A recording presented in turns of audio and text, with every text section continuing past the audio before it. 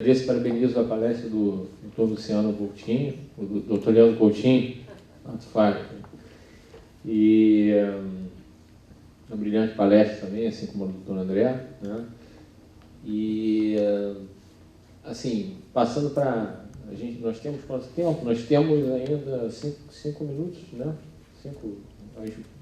Talvez a gente possa estender um pouquinho mais, né? 8 minutos. Tem 15 minutos ainda? Não, eu estou preocupado aqui que eu tenho que ter uma reunião 1 hora com o presidente, mas se for o caso eu deixo vocês à vontade e corro lá, tá? Para os debates que são essenciais assim num evento como esse, né? Eu gostaria de, aproveitando aqui a honra que me foi dada de fazer a moderação desse painel, colocar uma provocação aqui para os nossos palestrantes, né? E em seguida abrir para os colegas fazerem suas questões, né? Uma questão aqui que eu não combinei com eles, tá? É surpresa, né? Mas acho que é uma questão ampla e dá margem aí a que eles possam aí, falar um pouquinho para vocês aí da importância do compliance, né? Bom, nós temos aí muito claro e muito presente, né?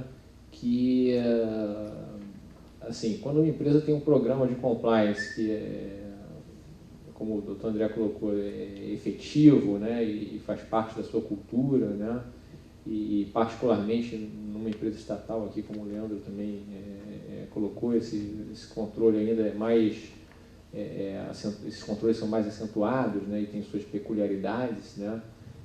Nós temos muito claro que isso,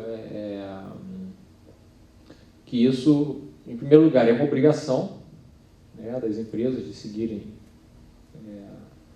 esse caminho, né, de aperfeiçoar seus programas para que eles se tornem mais efetivos e integrem realmente a cultura da organização. Então, em primeiro lugar, é uma obrigação. Em segundo lugar, temos também muito presente, muito claro, que é vantajoso para as empresas ter um programa de compliance eficiente, né? Isso, assim, a Operação Lava Jato, mencionada aqui pelos dois palestrantes, mostra isso, né? Mostra que, assim, é muito bom, assim, é fundamental para as empresas ter um programa de compliance efetivo.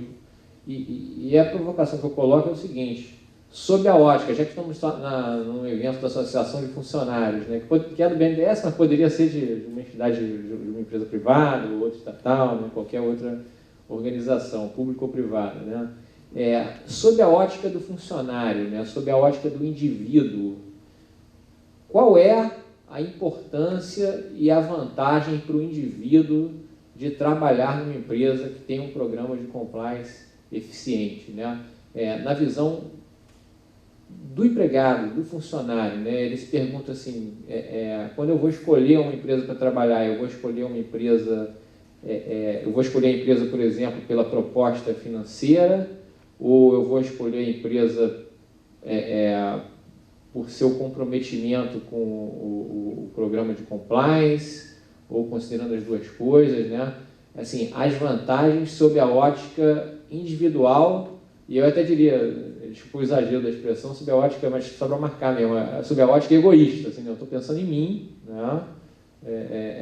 E eu tenho que escolher uma empresa para trabalhar, eu tenho que escolher se vou ficar naquela empresa, se eu gosto daquela empresa, ou o quanto eu apoio o programa de compliance da empresa, né?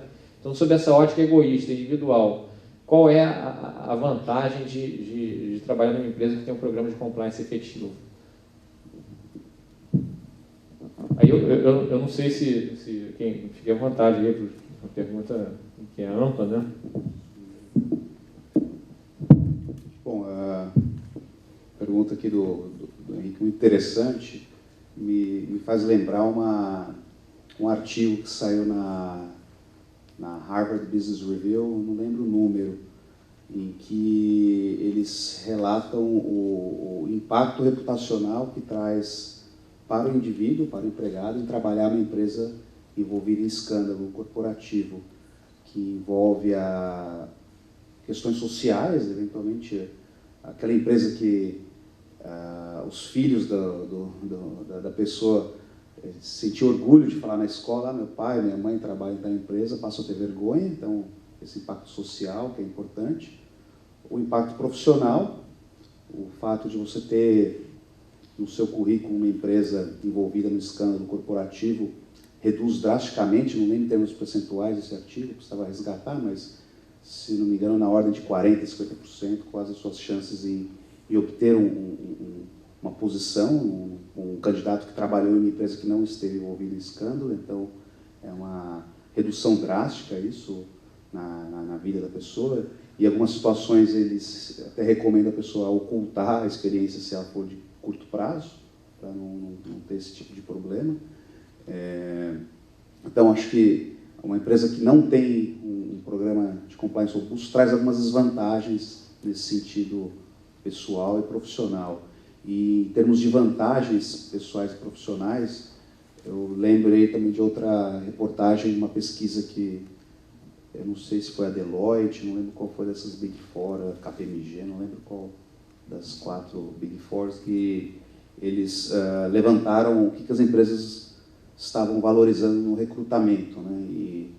E surpreendentemente, os hard skills ficaram atrás dos soft skills, e em especial, um soft, que a gente pode chamar de soft skill, mas um fator que era o primeiro da lista era a questão ética, né? Então eles estavam valorizando, em primeiro lugar, o empregado que tinha uma visão ética muito clara, profissional, e depois eles iam para os hard skills para verificar se ele se adaptava, se adequava à posição. Então, acho que para o empregado tem essas questões de evitar essas desvantagens, né, e buscar uma empresa que valoriza questões éticas. Eu acho que para o empregado a longo prazo isso tende a valorizar realmente o desempenho da sua função profissional. Isso falando em termos mais, vamos dizer assim, mais genéricos, né? Eu acho que em termos específicos, né, casos que eu já me deparei, o grande porém da empresa que não tem um programa de compliance robusto é um pouco na linha do que o Leandro comentou, do apagão das canetas, que às vezes, bom, isso no setor público é corrente, né, por conta do risco, que é muito maior, mas às vezes no setor privado, principalmente setores mais regulados, como o financeiro, pode ocorrer. Então, vários casos já de conversas aí com profissionais da área em que você é colocado numa situação em que claramente é uma decisão, lhe pedem uma decisão que não é uma decisão ética, né?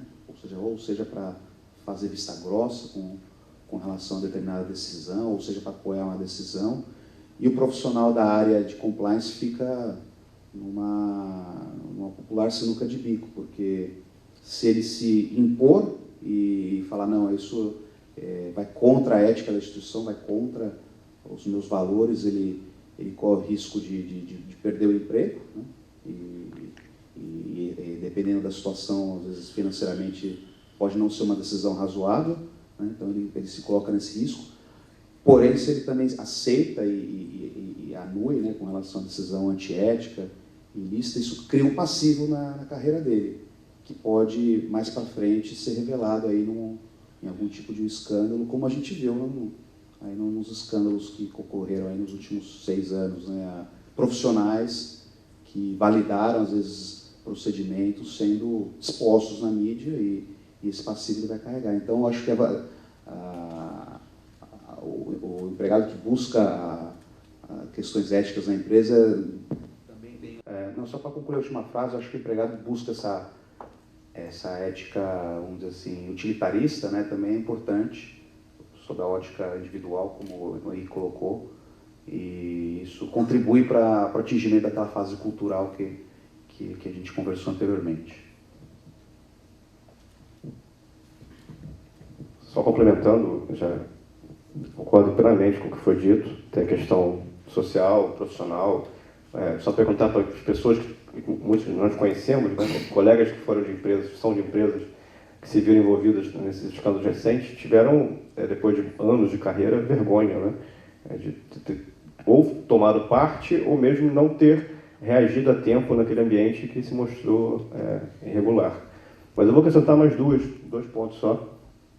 Seguramente as empresas que não possuem ou não respeitam o código de integridade, primeiro, elas terão um problema de valor muito forte. Hoje, os indivíduos buscam isso, né? Se associar, se aproximar, ou mesmo trabalhar naquelas entidades que compartilham os valores que ele possui. Eu acho que o grande ativo hoje que as empresas possuem são os valores mesmo. Já foi mais tempo de o ativo ser uma planta industrial, o ativo ser uma unidade produtora, isso é importante ainda, mas hoje o que se fala é confiança, o que se fala é reputação. Cada vez isso toma mais corpo, né? E para os empregados, naturalmente, também equivale. E um ponto final, seguramente as empresas que não respeitem esses programas terão mais casos de assédio moral, de assédio sexual, de desvios internos, de metas inatingíveis, ou seja, de uma série de práticas socialmente incorretas. As coisas não andam descasadas, né? Se o indivíduo para fora não atua conforme a legislação, como os princípios éticos determinam, também não fará para dentro.